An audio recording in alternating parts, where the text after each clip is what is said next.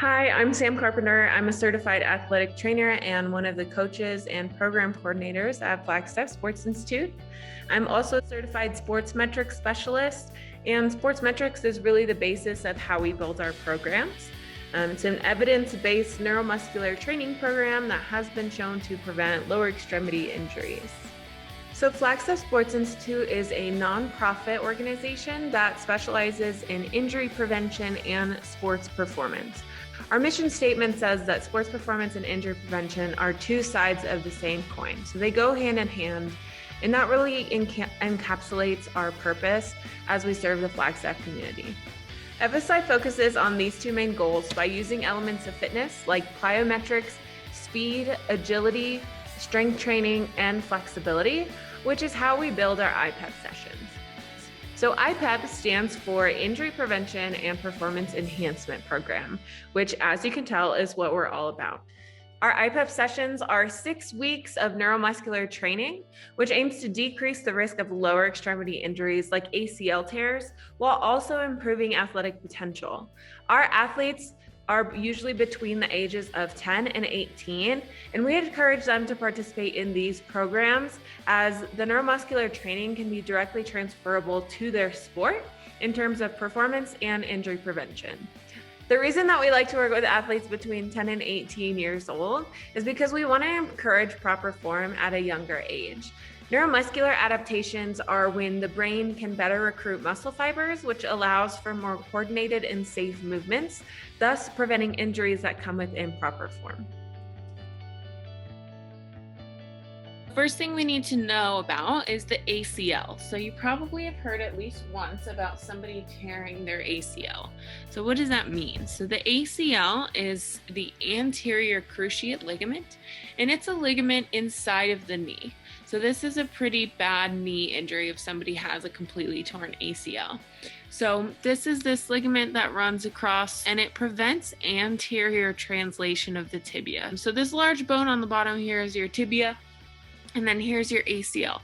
And so your ACL prevents the tibia from anteriorly translating or sliding forward.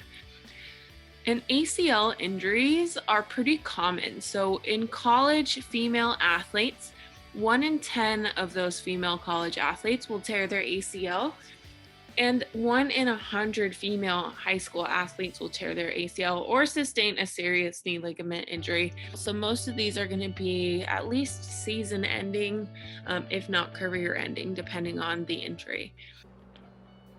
And so here are just a couple of examples of ACL injuries happening in sport. You can see how quickly it happens just from an improper landing technique. And so this isn't something that you can feel before it happens. It's going to immediately happen, and then there's no way to counteract that. So the only way that we can prevent these is to make sure that we're not putting our bodies into those dangerous positions that might cause this injury. Females suffer 4 to 10 times more non-contact knee injuries than males do. That's why we talk about statistics in terms of females, just because this injury or any knee injury is a lot more common in females. And so 2/3 of these are non-contact. So what does that mean? So this doesn't mean that somebody came and kicked you in the knee, or you ran into the goalpost, or somebody tripped you, something like that.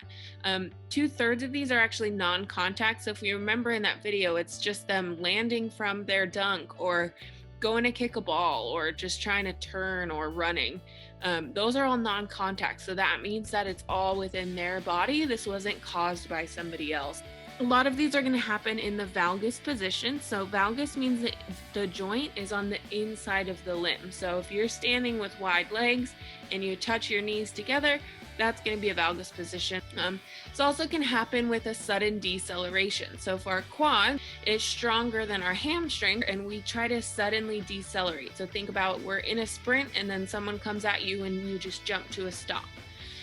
Your quads are going to activate if they're stronger, and they're actually going to pull your tibia forward because our quads are on the front side, and our hamstrings would be what's holding them back.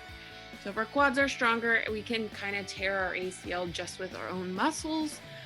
If we're doing an unsafe cutting position with the varus and internal rotation, or if we have an anterior tibial force. So can we respond in time? Can't we just realize that our ACL is about to tear and then stop? No. This happens less than 0.05 seconds after contact with the ground. So if you wanted to go back to that video, you'll see right when the athlete lands, ACL has torn. With the ACL, we don't have time to stop it once it's about to happen.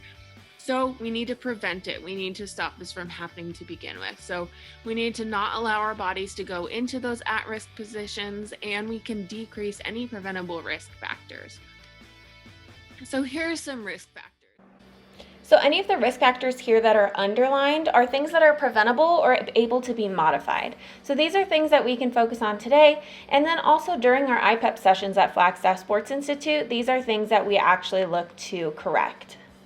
If you've ever heard somebody say, oh, I have flat feet, if they don't have arches, quote unquote, they probably have a high navicular drop, which means when they step onto their foot, the inside of their arch collapses in. That is going to kind of be related to valgus. So if our feet roll in, our knees are going to roll in. We're putting ourselves into those valgus positions most likely. If we have muscular imbalances like quads stronger than hamstrings, maybe even weak external hip rotators, postural control. So do we have a strong core? Are we able to balance well? What does our hip, knee, and ankle look like when we jump, when we kick, when we cut? Technique, so jumping, cutting, landing technique. What does our knee position look like? Are we putting ourselves into those dangerous positions, which we're going to talk about in just a couple of slides here. And then also strength. So if we get fatigued really easily, we might not be landing with proper technique. We might not be cutting with proper technique. And then again, if our quads are stronger than our hamstrings. So everything that's underlined here is a preventable risk factor. So these are at-risk positions. So an outside cut with varus and internal rotation. Varus means knees outside of feet. So if he has a varus and an internal rotation, which it looks like he does have here, then that's going to kind of tear on our ACL. Hyperextension is a very common ACL mechanism. Deceleration on a fully extended knee, so coming to a complete stop with straight legs, and then feet outside of our center of gravity. So this is that internal rotation we were talking about. So you see our ACL runs this way. So if I turn that, it's going to pull on it even more. Here's another example of that valgus with internal rotation. So valgus meaning knee on the inside of foot. And then this is a hyperextension mechanism. What's happening here is when we hyperextend our knees or we go past the point of straight, that is pulling our femur this way and our tibia this way, and that's going to cause the ACL to snap, and that's why it looks kind of all frayed like that. So we want to make sure that our athletes are strong and fast and agile, but with proper mechanics. Because our IPEP sessions are research-based, we like to make sure that our athletes are improving. So we always do pre and post assessments on things like agility, vertical jump height, single leg hop for distance, planks, and lastly, our drop jump assessment. So let's talk about what this drop jump assessment is actually looking for. Our drop jump assessment basically looks at how is our athlete landing, and if you look right there, she went into a little bit of valgus, but it looks pretty good. She has that straight knee over toes. You see right when she lands from her vertical, her knees go in just a little bit, but she corrects it because she knows that that's not supposed to happen. We measure this and we figure out how far apart are their knees in comparison to their hips. And what we consider high risk is if a female has less than 60% and if a male has less than 80%. So here's what the analysis for a drop jump assessment looks like. So we are going to look at three things: the hips, the knees, and the ankles. And ideally we would want these all to be aligned, but we can see in the before our program on the left hand side, our landing was not so great. We have a little bit of a valgus here. And so if we look at our hips, that's going to be considered 100%. So that's our normative value. Our knees are going to be here on her landing. She actually landed with a 36% hip width distance between her knees. So as we saw in the previous slide, A female with less than 60 is considered a high risk for ACL. After her program, she increased her knee separation distance to 74% during the landing and then 82% during the takeoff, which is usually when we see the most valgus in our athletes. And while a lot of this can be attributed to her foot position as well, because now she's landing outside of her hips, we also are noticing in the photo that this knee separation distance, now at an 82 in her takeoff position, just looks a lot better and is actually going to put her in a safer position for her knees. And here's just another example of a pre and post drop jump assessment after the sports metrics program. And you can see originally this athlete has a little bit of valgus, her knees are coming together. And then in the post assessment, her knees are directly over her ankles and she's in a much safer position and no longer at risk. Our warm-up takes about 10 to 15 minutes, then we take into our jumps, which also takes about 10-15 minutes.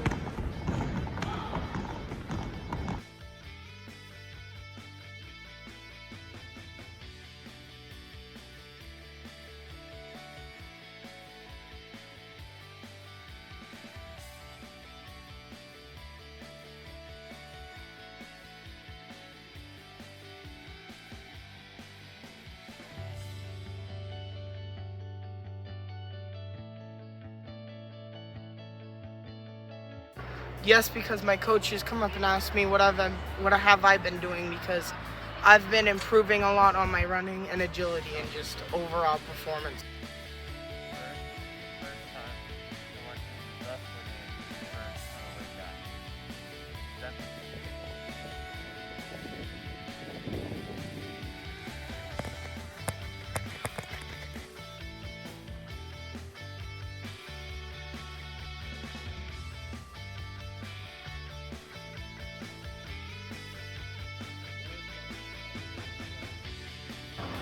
I feel like I've improved in everything, like agility, speed, strength, and just overall performance-wise.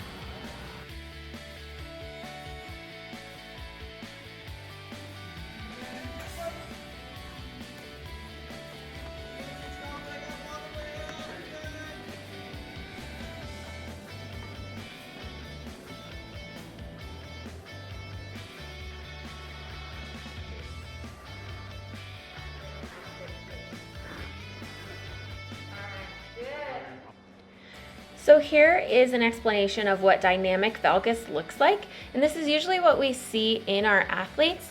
And so we want to make sure that they're not going into this dynamic valgus position when they are running, jumping, landing, in order to avoid that ACL injury. So this is something that we actually train on. And now we're going to do a little activity, and I highly recommend that you actually record yourself. If you can record yourself in slow motion, that would be great. But I want you to record yourself doing this jumping activity and make sure that your knees do not go into this valgus position. If they do, then it might be time to actually start training to prevent your body from doing that.